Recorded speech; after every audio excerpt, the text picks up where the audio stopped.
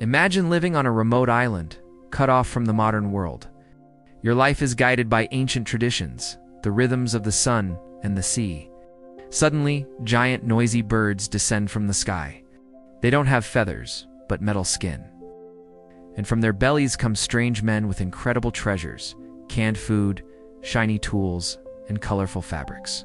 These men don't hunt or farm for these goods, simply appear, delivered by the skybirds. This was the reality for many islanders in the South Pacific during World War II. And it sparked one of the most fascinating phenomena in modern history, the cargo cults. This is the story of how encounters with advanced technology led to the birth of new religions, complete with prophets, rituals, and the worship of airplanes. It's a profound look into the very nature of human belief. During the war, both Allied and Japanese forces established bases on remote Melanesian islands, like those in Vanuatu and Papua New Guinea. For the local tribes, who had lived in near-total isolation for centuries, the arrival of these soldiers was like a visit from another dimension.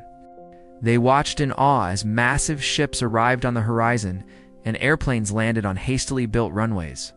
These vehicles brought an endless supply of what they called cargo, a treasure trove of manufactured goods, far beyond anything they could produce or imagine. The soldiers seemed to have a magical connection to this wealth. They would speak into strange boxes, and soon after, more planes would arrive. They would march in strange patterns and raise flags on poles, and ships filled with supplies would appear. To the islanders, these actions weren't military drills or powerful rituals. They concluded that the outsiders had a special link to the ancestors or gods who provided this cargo. The soldiers knew the secret ceremonies required to summon the goods from the heavens. When the war ended, the soldiers packed up and left as suddenly as they had arrived. The airstrips fell silent, the docks became empty, and the flow of cargo stopped completely. The islanders were left with a profound sense of loss and a burning question. How could they bring the cargo back? They believed the answer lay in recreating the rituals they had witnessed.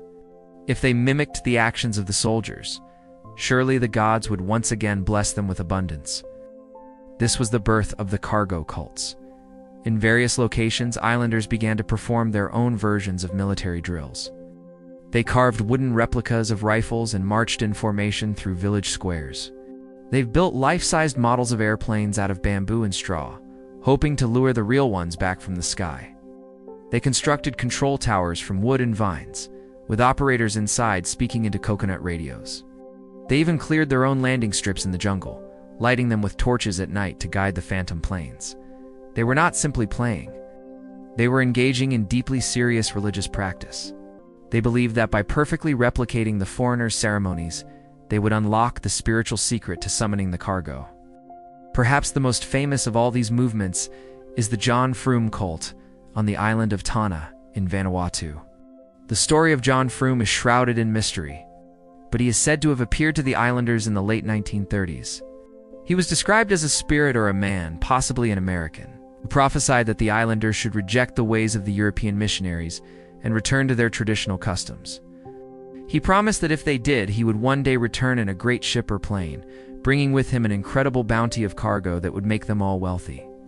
He would usher in an age of prosperity, where everyone would have everything they needed. When American troops arrived on a nearby island during World War II with their seemingly endless supplies, many on Tanna saw it as the fulfillment of John Frum's prophecy.